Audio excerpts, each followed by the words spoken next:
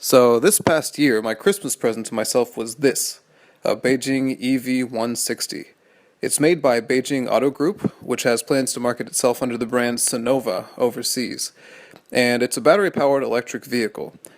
Now, while EVs in the US tend to be overfeatured and expensive, there's a big market in China for relatively inexpensive electric cars. So here, I'll take you for a tour of mine.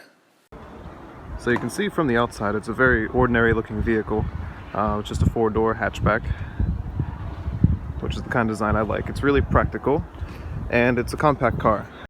Actually, because Beijing Auto is the licensed manufacturer of Mercedes-Benz vehicles in China, this body and frame is actually the same as the Mercedes-Benz B-Class. You can see here, this is the slow charging port, and then up in the front, we have this. This is the fast charging port, which opens like so. It's got a little safety cover on it, and you can see the charging port in there, two big plugs. The only color it's available in is white, so I was stuck with that, which is kind of rough because it's going to get dirty really easily. So you can see the trunk is really not very big. It has this cargo cover on it, and in the trunk there's not a whole lot of space. There's a fire extinguisher, which is kind of alarming. But here in this package is the home charger, which will plug into any 16 amp socket. And that's the home charger there. That's one of three ways to charge it. You can charge it at home, you can charge it at a public charger like this one right here. This is a slow charger, or you can charge it at what's called a fast charger, which they have in some locations nearby. The interior is pretty simple. It's not really too heavily kitted out. This is basically just like a standard compact car. You notice that instead of standard gauges, it has two real actual needles, but it actually has two screens here too. In the interior, we got a steering wheel, and one thing I really like is it's just a key ignition. It's not one of those weird like push button starters or anything like that. It's just a simple key. Here we have the infotainment system. It's got maps on it. It's got a GPS. It's also got obviously a stereo with a radio, and it's got I'll show you in a second, it's actually got video too. I can just put an SD card with my favorite TV shows on it in there, and it will play it for me, just like it's doing right now. And it stops right where you left off too. Ooh, no, not good. Yeah, not good, because that's distracted driving. You can see a really simple instrument cluster. It's yelling at me because my door's open. Got an AC. You can adjust the fans using the mode button, and it's got heating and cooling in it. Just the normal stuff. And here it's got the shifter. The shifter has four basic gears. It has reverse, neutral, drive, and eco. So drive is just like the full power, which I usually use, and then eco, it will adjust the controller a little bit to make it accelerate a little bit more slowly and not give as much power to the engine, and it also amps up the regenerative braking. And typical parking brake. The front seats are pretty spacious, and the rear seats are not too small either. It's kind of hard to see because of the general size of the car. But it's basically just like any other gas-powered car from about this time. This is a 2015 model. So most of what I've showed you to this point is pretty normal, but this is where things get way different from a regular gas-powered car. This is under the hood. So we have a starter battery. I'm not quite sure what that's for. Then we have a heatsink there, and the controller over here, and then some other stuff. And then down here inside, you probably can't see it very well, is the actual electrical motor. So that's what it looks like under the hood of this car. I kind of wish they'd made it a little more compact and then made a little storage space too. So just like any electric car, one thing that's very different about the experience here is the car is dead silent. We'll just go ahead and turn it on. So that was it. The screen turns on, the gauges go through their little thing, and the only thing really indicating to us that the car's turned on is this little thing there saying ready. And now we're ready to go. So put it in drive. Gotta wait for this guy to get through.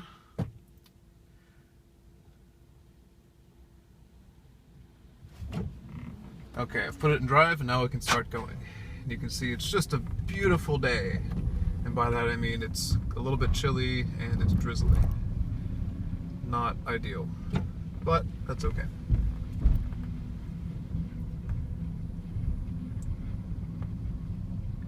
So aside from a little bit of road noise and a little bit of whirring sounds, the car is basically dead silent.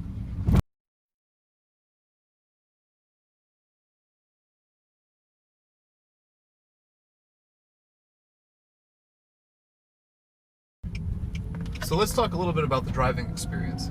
The car is actually really heavy for its size because the batteries constitute so much weight. But all of that weight is low and in the center of the car. That means that the car handles really, really well. And it kind of cruises. It rides very smoothly for a compact car like this. Whereas my old Volkswagen will kind of rattle over bumps and you'll feel everything. This kind of smoothly glides down the road. It's crazy easy to drive because it's just got two pedals and that's all you have to do. Just one is go faster and one is go slower. And when you slow down, it'll kick in the regenerative braking. Regenerative braking basically first uses the engine to slow down the car and it turns the engine into a generator. That means that it'll recoup a lot of the energy that you used speeding up and use it to recharge the battery. When you slow down, one interesting thing you can hear too is that there's a pump giving the brakes pressure. Now the car is not super powerful, it's only got about 73 horsepower. But one thing that's special about the electric car is off the line, the acceleration is really nice. So from like 0 to 40k an hour, it accelerates extremely quickly. And then from then on, it kind of slows down a little bit. It accelerates basically like any small compact car. It does 0 to 60 in probably between 9 and 10 seconds, which is not real fast, but off the line is the most important part. You can pull away from the pack, you can get everybody behind you, and then you don't have to worry about the unpredictable things they might do.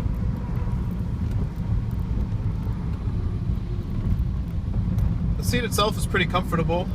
I got to sit in it for hours on end the day I registered the car because I had to sit in line for that much time. And I did not feel uncomfortable even after all that time.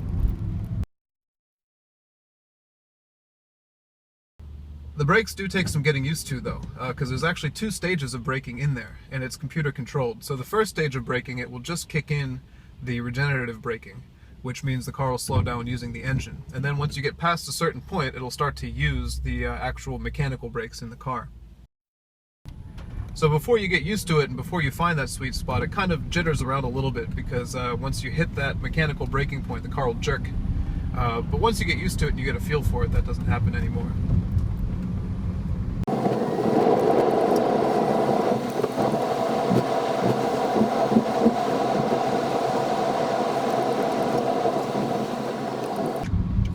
I mentioned before, it actually has 4 drive modes. It has reverse, neutral, drive, and eco mode.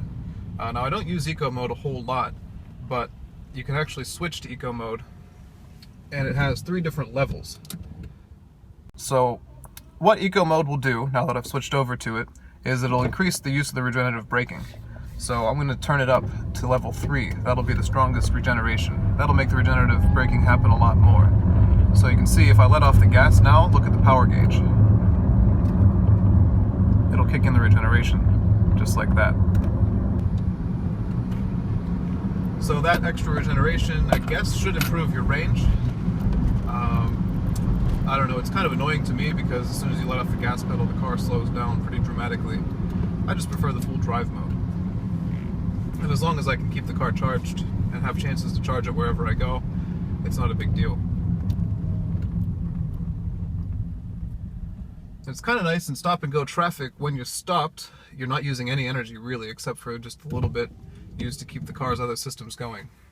Now you can see we're getting a little bit of fog here because it's a rainy day. So I'm just turning on the defogger here. One thing that's a little bit different about the electric car is it does use actual energy from the batteries to heat the car. So your range will decrease slightly from heating, and of course, just like a gas car, air conditioning will use more energy too. And a couple bad things I can say about the car. One is the rear window is really heavily tinted. and it's not real big, which makes it difficult to back up safely and to know what you're looking at when you back it up. Now, one trim level above this actually comes with a backup camera, but this one in particular doesn't have the backup camera in it. It's not absolutely necessary. It would be a little bit of a help, especially in crowded spaces when you're backing up, or like when I'm in the school, you can't see any kids walking around the car. That's one kind of bad thing. Other than that, there's not a whole lot bad to say about the car. I wish the rear brakes were disc brakes, but that's not a huge deal. I wish it weren't raining today, but that's not about the car.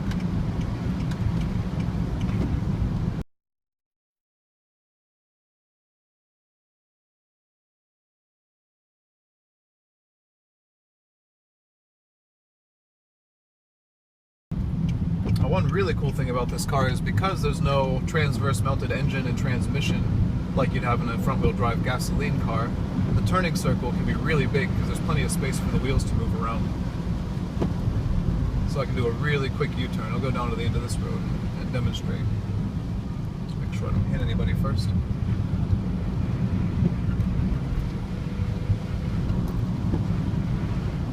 So here I can just do a really quick U-turn. Just like this. So the turning circle is incredible. I did that within the space of 1.5 lanes, and I didn't even really try.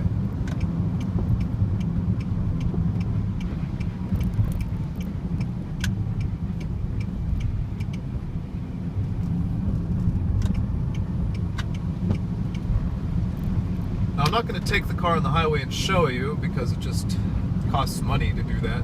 But this car has no trouble whatsoever reaching highway speeds. That was actually a big concern when I was shopping and doing my research as to which car I wanted. Was because a lot of these Chinese electric cars, especially in the low-cost bracket, they'll max out at like 90 or 100 kilometers an hour, which is really slow for the highway.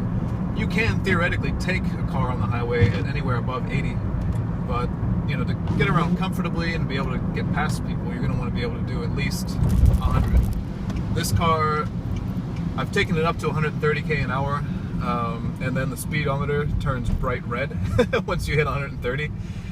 So after that, I just decided, okay, that red is probably trying to tell me something, and I decided not to go to push it any further.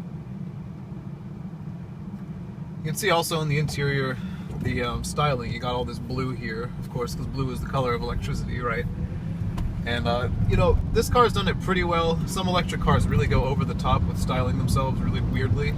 This one still keeps it pretty normal, but it still has a few of those elements, like the blue grille on the front, the blue trim on the dashboard here. And I can't really rave about the build quality of the dashboard. It's just cheap plastic. Nothing too special, nothing over the top. I don't really care about that though, I just have this car so I can drive it.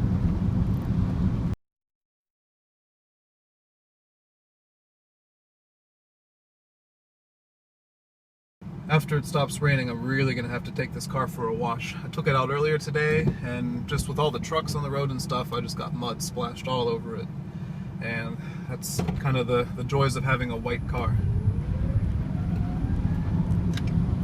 So just like I said, that initial takeoff off of the line there is really great. Oh look, up there's a car going the wrong way down the road. Now they're going the right way.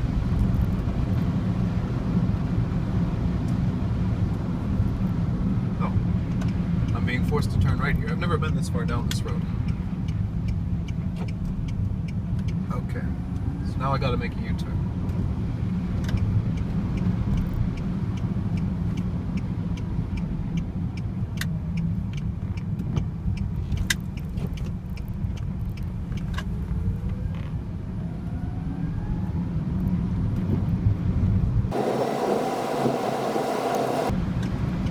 So the salesman, when I bought this car, he told me, he said, after you drive an electric car for a while, you're not going to want to go back to a gas car. And I was thinking, I was pretty skeptical, because the whole reason I got this car was simply because it's free to register an electrical car in Shenzhen, and it costs an arm and a leg to register a normal car here, like a gas-powered car.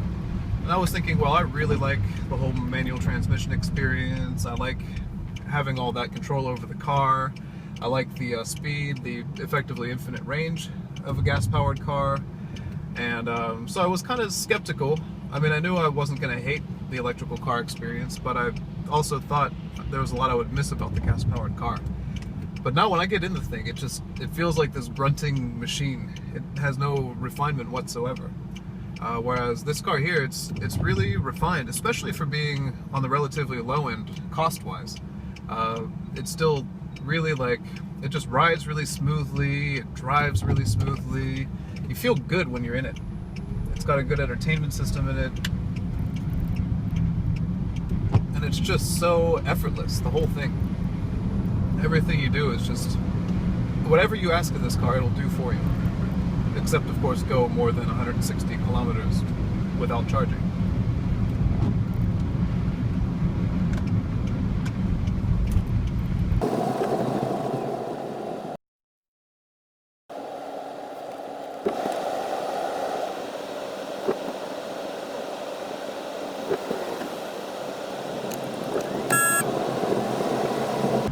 So the question might come up, why did I even get an electric car in the first place? And just like I had mentioned a moment ago, the reason for it is pretty simple. What's happened in Shenzhen is, of course, they're really, really terrified of the amount of new cars ending up on the road, and of course they're also equally, if not more, terrified of the whole pollution issue. So because there's too many cars on the road right now, they have increased the price of registering a gas-powered car to, I think it's between $8,000 and $9,000 US, which means before you even get the car, the piece of aluminum that you hang off the front and back of it costs you almost $10,000. Now, obviously, I have another car, an older car, but it's not registered in Shenzhen. And if I were to want to get that registration, that is probably 4 times the actual value of the car I'd be putting the registration on. And that just doesn't make any sense. So why is it so vital to get a Shenzhen registration? Well, that's because in Shenzhen now, they have put new laws into effect. Now, these laws have been in effect in 3 of the main downtown districts of Shenzhen for a while now. The law basically was from Monday through Friday, this is what it was, from Monday through Friday, 7 to 9 and 5:30 to 7:30 in the evening, you're not allowed to drive anything that's not registered in Shenzhen. And that was just in 3 districts. This past fall, they increased it to the whole city. So I live in Bao'an district, which was not affected by the regulations until this past September. I think it was September 1st.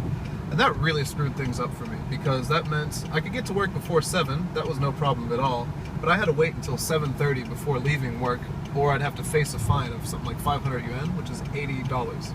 If I did it frequently. It's not too easy to get caught, but if I'm doing it every day, I'm eventually going to get caught, and then I'm going to end up paying money and getting points on my license. So that was already pretty tough, but I was like, okay, you know what? I often have a lot of work to do anyway. I can tough it out. I can deal with it. Occasionally I can go home a little bit early and hope I don't get caught. But then what happened about a month ago was they said, okay, new regulations. All of the city, you are not allowed to drive between 3 and 8 p.m. Monday through Saturday, unless you're registered in Shenzhen. And that basically did me in. I mean, there was no way I'm going to stay at work until 8 o'clock every single evening, and then not even be able to go out on the weekends whenever I want to. That's ridiculous. So I finally just gave up. I said, okay, well, I've got some money put away. I've got a nice new job, and I'm just going to see what I can do to get a Shenzhen registration. So what Shenzhen has is they have 2 kinds of plates. There's the blue plates, which you see all over the place, and there's the green plate. Now, the green plate is what's called an alternative energy plate, and you can get them on hybrids and you can get them on electrics. Now, a decent hybrid that's actually going to be reliable and not too old costs somewhere around 120,000 yuan, and that's outside of my price range. So I was doing some research, and there's a few purely electric cars in the 40 to 60,000 yuan range, either new or barely used. And what I finally settled on was this one, because it's got 4 seats, it's got 4 doors, it's a hatchback. I can actually, even if I don't want to use my bike rack, I can throw a full-size bicycle in the back, no trouble. I can carry people, I can carry stuff. It does what I need it to do. So that's why I ended up settling on this car, and that's why it had to be electric. and I don't regret it at all. I was worried, of course, about the whole, like, well, electric cars don't have that much range, but if you think about it, really, it's got a range of 150 kilometers, which would get me anywhere within Shenzhen. And the amount of times in a year that I actually exceed that range is probably no more than 5 or 6 times. So, for the time being, I have the old car in a pinch if I really need to go on a long trip somewhere.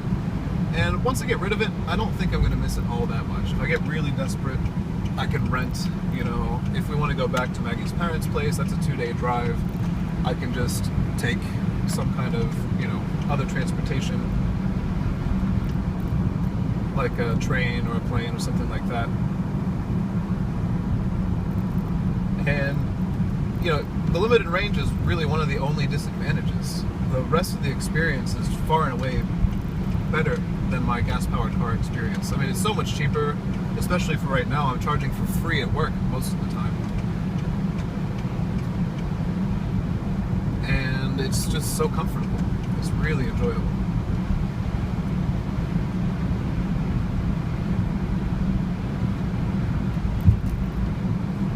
It's getting hot in here now. At least I know the heat works well.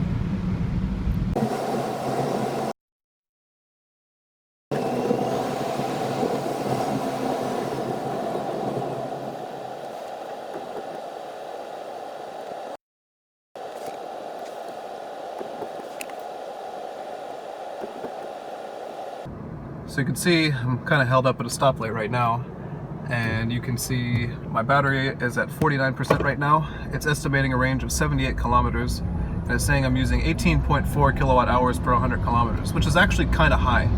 I don't know if that's because of the stop and go traffic or what. Usually it's around 13 per 100 kilometers. See that regenerative braking kicking in again.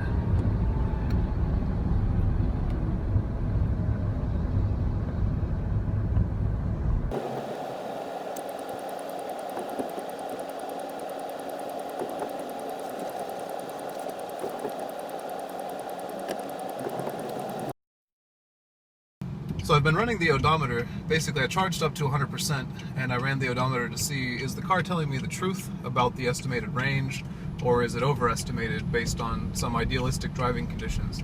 And it's not. It is actually almost perfect. It gets about 1 mile, 1.6k per percent, which chalks up exactly to their estimated range of 160. And that's actually why this car is called the EV160. There's a slightly higher level model called the EV200, and it's expected to go 200 kilometers on one charge. But I kind of like 160 because it rounds out perfectly to 100 miles too, which makes it easy for me to conceptualize.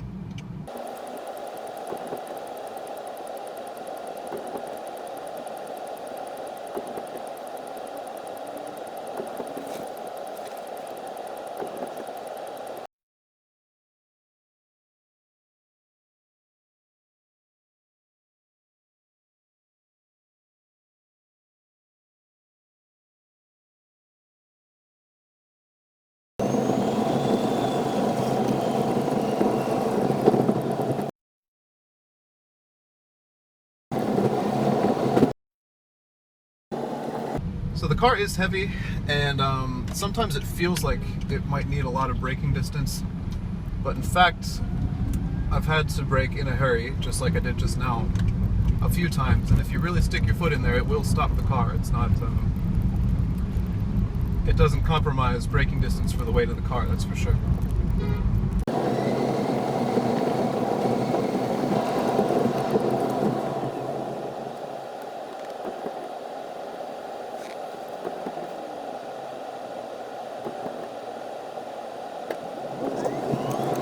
So I'm almost home. I can't think of too much else to say about the thing.